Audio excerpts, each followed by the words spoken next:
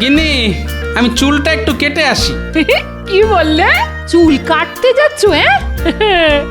আহা, মুখে নেই গোঁফ দাড়ি, মাথা ভর্তি টাকের হাঁড়ি, ঘাড়ের নিচে বাবরি চুল, নাড়ালে দোলে দুল দুল। সেটা আবার কাটতে যাচ্ছে। আহা, একটা শুভ কাজে যাবার সময় টাক নিয়ে টিপ্পনি কেটো না তো।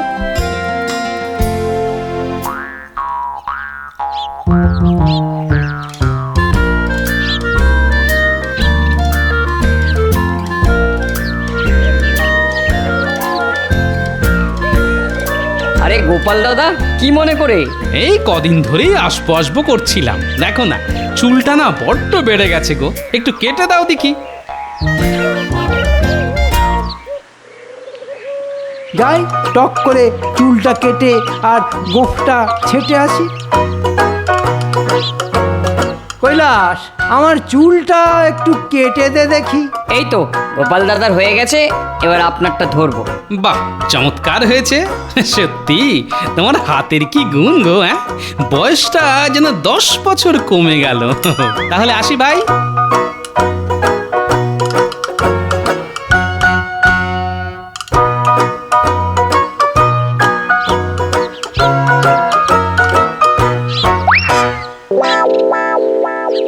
বলি গিন্নি, গিন্নি একটু শুনে যাবে? কি হয়েছে? যা বলবার তাড়াতাড়ি বলে ফেলো। কেন গো, কিসের এত তাড়া তোমার? বলি আমি ডাকলেই কি তোমার তাড়া লাগে? এমনি এমনি তো ডাকনি, নিশ্চয়ই কিছু মতলব আছে। সোজা কথা বলে দিচ্ছি, আমি এখন তোমার কোনো কাজ করতে পারবো না। হ্যাঁ, ভাত চাপিয়ে এসেছি। আহা গিন্নি, রাগ করছো কেন? আমি একটা ছোট্ট কাজের জন্যই তোমাকে ডেকেছি গিন্নি। কাজটা খুবই ছোট, সামান্য, তুচ্ছ। আচ্ছা ঠিক আছে ঠিক আছে, আমাকে বেশি বোঝাতে হবে না, আমি বুঝে গেছি তোমার থেকে আমার বুদ্ধি কিছু কম নয় গো। তাই নাকি? তা বলো শুনি, তুমি কি বুঝে গেছো? কেমন তোমার বুদ্ধি? তোমার হাতের ওই পুরনো নোংরা গামছাটা দেখে যে কেউ বুঝতে পারবে যে ওই গামছা তুমি সেলাই করে আবার ব্যবহার করার চিন্তা করছো। এটা পুরনো? এই তো বছর 3 আগে হাটবার থেকে কিনলাম, আরো বছর 3 হেসে খেলে চলে যাবে। শুধু একটু সেলাই করতে হবে, এই যা। তোমার লজ্জা করে না? এই এক গামছা 3 বছর ধরে ব্যবহার করে চলেছো। বলি কিপটে বুড়ো, আর কত কিপটেমি করবে। ছি ছি ছি ছি ছি ছি। হাই হাই গিন্নি, কি হবে গো? তুমি কি সত্যি চাও এই ছেঁড়া গামছা নিয়ে আমি রাজসভায় যাই আর সবাই আমায় ব্যঙ্গ করুক? না, সেটা চাই না বলেই কাল আমি তোমার জন্য নতুন গামছা কিনে এনেছি। এই নাও। বলি করেছো কি গিন্নি? আমার কথা ভেবে তুমি নতুন গামছা নিয়ে এসেছো? এই যে অভাবনীয়, আমি তো ভাবতেই পারছি না। মূলজা, এখন যাও, চান করে এসো, তোমার ভাত বাড়ছি, রাজসভায় যেতে হবে তো।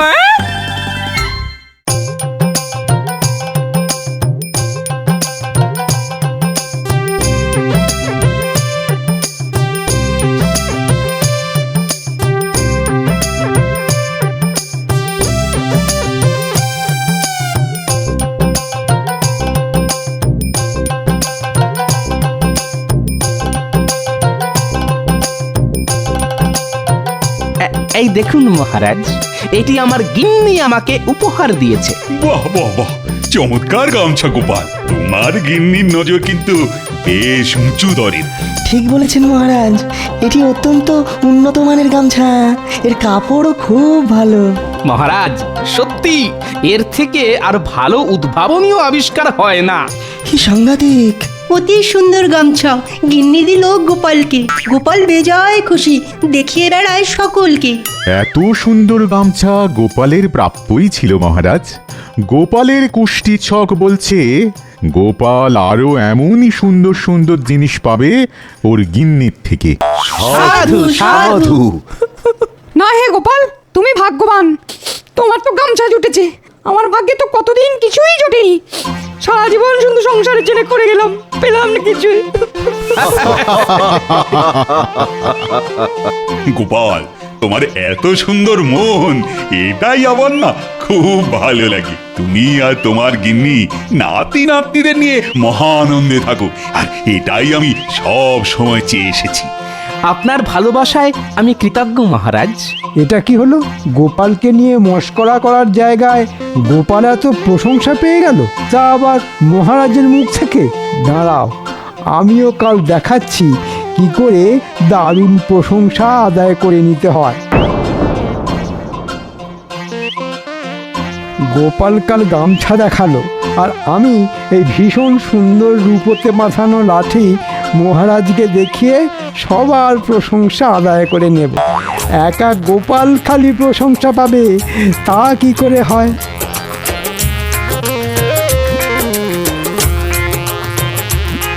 মহারাজ, আমি সব সময় দেরি করে আসি বলে মন্ত্রী মশাই আমাকে বাঁকা কথা বলে, কিন্তু আপনি লক্ষ্য করে দেখবেন মহারাজ, এখন কিন্তু আমি আর দেরি করি না, বরং মন্ত্রী মশাই নিজেই দেরি করছেন।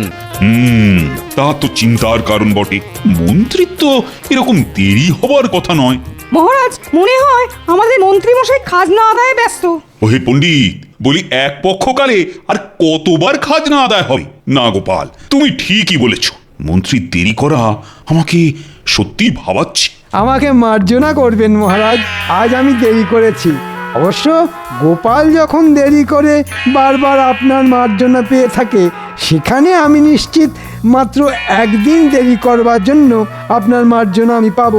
আবার আমার নাম করার কি দরকার তা তো বুঝছি না। হ্যাঁ হ্যাঁ, বেশ বেশ, মার্জনা করলাম, কিন্তু তোমার দেরি করার কারণ কি? মহারাজ, আপনি এই লাঠি দেখতে পাচ্ছেন? হ্যাঁ, সে তো দেখতেই পাচ্ছি। ওপরের এই অংশটি দেখুন, সম্পূর্ণ রূপোতে বাঁধানো। বাহ মন্ত্রী, বাহ, লাঠিটা দেখতে কিন্তু চমৎকার লাগছে। কি বলো তোমরা সবাই? এ লাঠি নয় লাঠি, এ যেন জাদু কাঠি। কিন্তু মহারাজ, লাঠির সাথে দেরির কি সম্পর্ক? হ্যাঁ, তাই তো মন্ত্রী, কিন্তু লাঠির সাথে দেরির কি সম্পর্ক সেটা তো বুঝলাম না। হ্যাঁ মহারাজ, সম্পর্ক আছে। আমি এই লাঠি নিয়ে আজ হেঁটে হেঁটে আসছি। পথে সবাই দাঁড় করিয়ে আমাকে জিজ্ঞাসা করতে লাগলো কবে কি করে আমি এই লাঠি পেয়েছি। বাহ বাহ বাহ, তারা এও বলতে লাগলো যে এত সুন্দর লাঠি তারা আগে কখনো দেখেনি। সত্যি, সবাই সবাই ঠিকই বলেছে, এত সুন্দর লাঠি আগে আমি দেখিনি। বুঝেছি। কাল সবাই আমার গামছার প্রশংসা করাতে মন্ত্রী তুমি হিংসায় জ্বলেছ, তাই এই লাঠি নিয়ে খেলা। দাঁড়াও, এবার শুরু হবে আমার খেলা।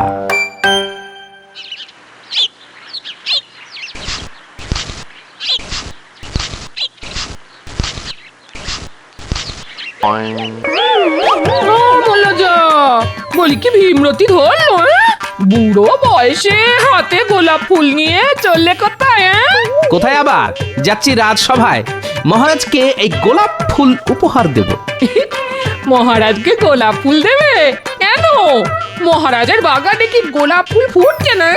নাকি তুমি আর ভাড়ামি করতে পারছো না বলে তোমাকে মালির কাজ দিয়েছে? আহা, তা কেন হবে গো? কি যে বলো, তোমার মাথাটা না একদম খারাপ হয়ে গেছে। কি জানি বাবু, তোমাকে আগে কখনো এরকম ফুল হাতে তো দেখিনি, তাই। আচ্ছা আচ্ছা আচ্ছা, কথা কাটাকাটি বন্ধ করো তো, এখন আর বক বক করার সময় নেই, আমি চললাম। মন্ত্রী, তুমি আজ জব্দ। আমি বেশ বুঝতে পারছি তুমি আমাকে হিংসা করছো, আর তাই একখানা লাঠি নিয়ে এসেছো।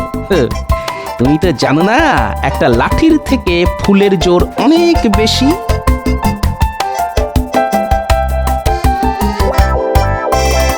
এটা কি হলো? গোপাল কি মহারাজকে গোলাপ ফুল উপহার দেবে নাকি? সর্বনাশ! মহারাজ তো আনন্দে গোপালকে অনেক আশীর্বাদ করবে। না, এটা কিছুতেই হতে দেওয়া যায় না। আমি আসছি গোপাল, হ্যাঁ।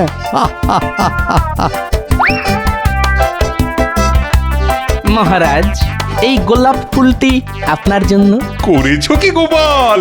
আহাহাহা, কি চমৎকার ফুল! এত সুন্দর ফুল অন্য কোথাও নয়, আমার বাগানেই যেন শোভা পায়। দেখেছো সবাই, গোপাল আমাকে কত ভালোবাসে। ঠিক বলেছেন মহারাজ, গোপালের আপনার প্রতি ভালোবাসার কোনো তুলনাই হয় না। আহা, আহা, এই সুগন্ধি গোলাপের গন্ধে মনটা একেবারে জুড়িয়ে গেল।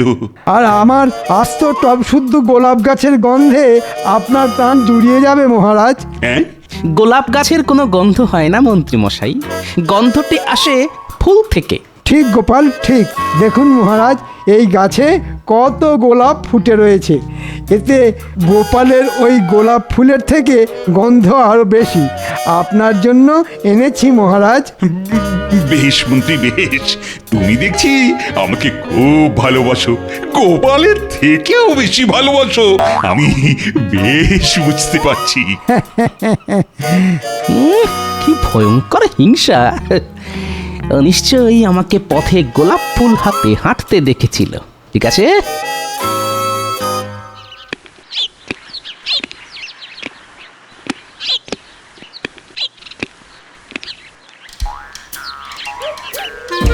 কি বুঝছো গোপাল? আপনি যথেষ্ট বিচক্ষণ মহারাজ, আপনি সবই বুঝতে পারছেন। প্রথমে লাঠি, তারপর টব শুদ্ধ ফুল গাছ, যা যা তুমি করছো আমার মন্ত্রীও ঠিক তাই তাই করে চলেছে। মন্ত্রী আমাকে কোনোদিনই পছন্দ করে না, সে তো আপনি ভালো করেই জানেন মহারাজ, কিন্তু এখন দেখছি হিংসার মাত্রাটা খুবই বেশি। তা আর কি করা যাবে, এইভাবেই চলুক। না মহারাজ, আমার অনুরোধ যদি আপনি রাখেন তাহলে মন্ত্রীকে আমি জব্দ করতে পারি। তা কিরকম জব্দ? মহারাজ, আপনাকে একটু অভিনয় করতে হবে। অভিনয়? তা কিরকম শুনি?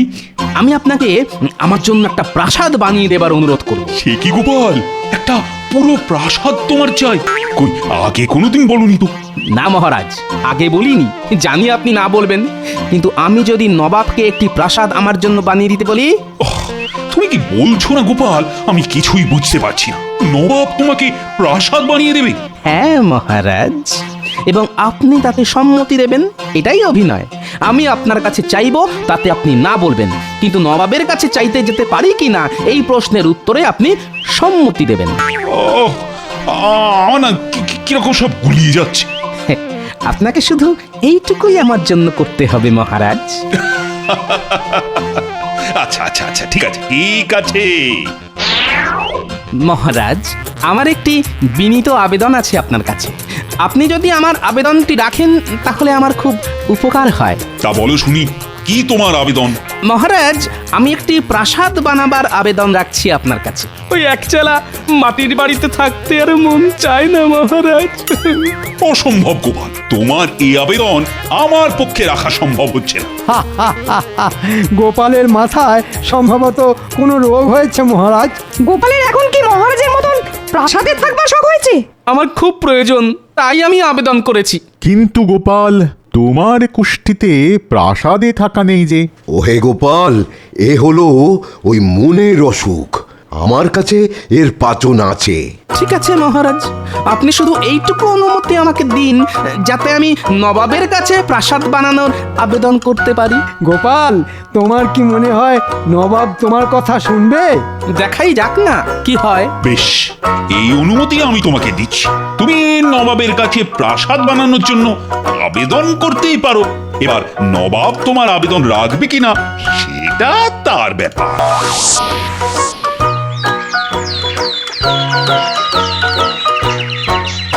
চললাম গিন্নি, একটু দেখে শুনে থেকো কদিন। চললে মানে কোথায় যাচ্ছ?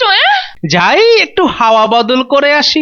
দেখো দেখো দেখো, এই সকাল সকাল এই রকম হিয়ালি আমার একদম ভাল লাগছে না। আরে বাবা, নবাবের কাছে যাচ্ছি। হ্যাঁ, নবাবের কাছে?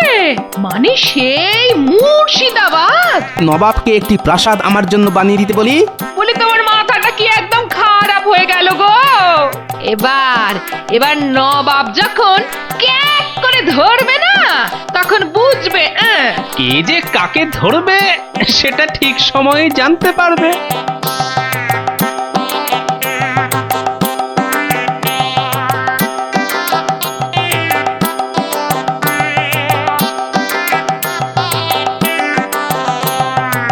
গোপাল, কি ব্যাপার? এরকম আচমকা তোমার আগমন তো আগে ঘটেনি। তোমার রাজার শরীর ভালো আছে তো? হ্যাঁ, কি বলো উজির? আগে হ্যাঁ জাহাপনা, গোপাল নিশ্চয়ই কোনো আবেদন নিয়ে এসেছে। আবেদন কিরকম শুনি গোপাল, বলো দেখি। হ্যাঁ নবাব বাহাদুর, আমার আবেদন হলো আপনি আমাকে একটা প্রাসাদ বানিয়ে দেবেন, আমি সেখানে থাকবো। গোপালের ইচ্ছে হয়েছে প্রাসাদে থাকবে, বাহ, শক্ত মন্দ নয়। তা কৃষ্ণচন্দ্র তোমাকে অনুমতি দিয়েছে গোপাল? হ্যাঁ হুজুর, আমি মহারাজের অনুমতি নিয়েই এসেছি। বেশ বেশ বেশ, আমি তোমাকে প্রাসাদ বানিয়ে দেবো, কিন্তু একটা শর্তে। শর্ত? হ্যাঁ শর্ত, সেই প্রাসাদ বানানোর খরচা তোমাকে কিন্তু সুদে আসলে দিতে হবে। একেবারে দিতে পারবে না জানি, তাই প্রতি মাসে মাসে দিতে হবে। বলো রাজি? রাজি হুজুর, রাজি রাজি। তবে প্রতি মাসে ঠিক কত মূল্য দিতে হবে সেটা বললে খুব ভালো হয়। খাজাঞ্চি, মূল্যের পরিমাণ কত হতে পারে? আগে মানে হুজুর, গোপাল যদি প্রতি মাসে মাসে দেয় তাহলে এক মাসের মূল্য হবে 300 মোহর। হ্যাঁ। কি গোপাল, পারবে? নবাব বাহাদুর, প্রাসাদ বানানো শেষ হবার ঠিক 6 মাস পর থেকে আমি দিতে পারবো। আগে কিছু টাকা পয়সা জমিয়ে নিই, প্রতিদিন 10 মোহর করে মাসে 300 মোহর দিতে পারবো। 6 মাস? কিন্তু এই 6 মাস কি হবে? চিন্তা করবেন না নবাব সাহেব, এই 6 মাস আমি আপনার হয়েই কাজ করব, অন্য কোথাও যাব না। বাবা বাবা, এই তো সুযোগ, এই হাতছাড়া করা যাবে না। গোপালের বুদ্ধি এবার থেকে আমার হয়েই কাজ করবে। বেশ, তোমার প্রস্তাবে আমি খুশি, তুমি আমার হয়েই কাজ করবে। হ্যাঁ মন্ত্রী, এবার তুমি জব্দ হবে।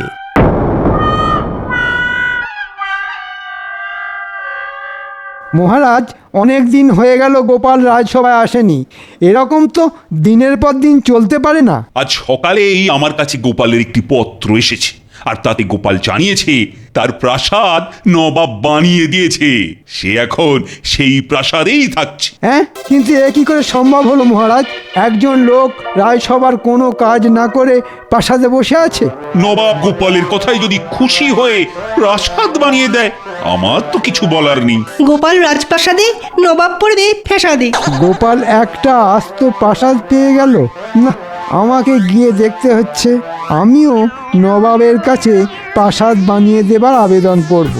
একা গোপাল আস্ত প্রাসাদে থাকবে, এটা কিছুতেই মানা যাচ্ছে না।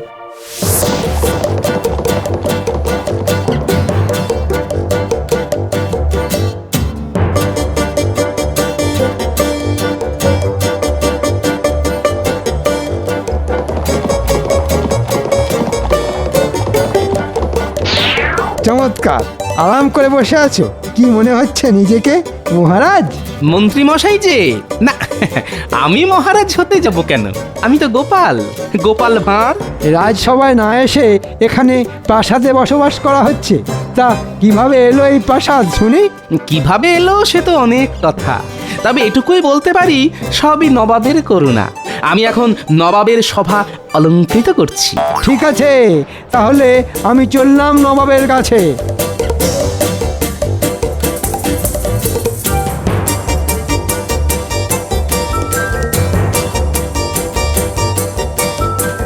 কি খবর মন্ত্রী, তুমি কৃষ্ণচন্দ্রের রাজসভাতে না থেকে এখানে হাজির হলে কেন? তোমাকে তো আমি ডেকে পাঠাইনি। নবাব সাহেব, আমি একটা আর্জি নিয়ে আপনার কাছে এসেছি। সবাই তাই আসে, শুনি শুনি তোমার কি আর্জি? আপনি গোপালকে যেমন প্রাসাদ বানিয়ে দিয়েছেন, সেই রকম আমাকেও বানিয়ে দিতে হবে।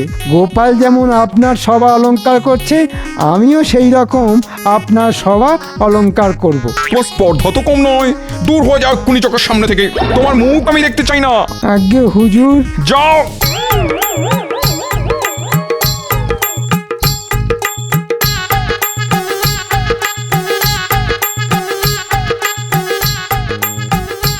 কি মন্ত্রী মশাই, নবাব আপনাকে প্রাসাদ দিল না?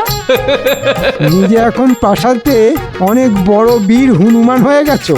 তবে শুনে রেখো, আমি কিন্তু কৃষ্ণনগরের মন্ত্রী, আর তুমি একটা ভাঁড়।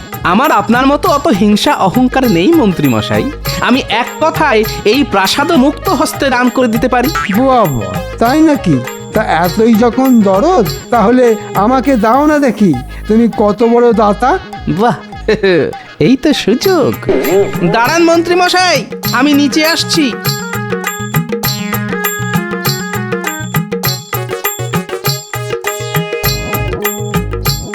আজ থেকে এই বাড়ি আপনার, আর বাড়ির সমস্ত দায় দায়িত্ব দেনা পাওনা খরচাপাতি সবকিছুর ভারও আপনাকেই নিতে হবে। এটা এই কাগজে স্বাক্ষর করে দিতে হবে রাজসভার সকলের সামনে। ঠিক আছে, তাই হবে। একটা আস্ত প্রাসাদ বিনামূল্যে পেলে তার দায়ভার তো একটু নিতেই হবে। শুধু একটু আধটু না মন্ত্রী মশাই, পুরোটাই। আচ্ছা ঠিক আছে, নেব সব দায়িত্ব নেব।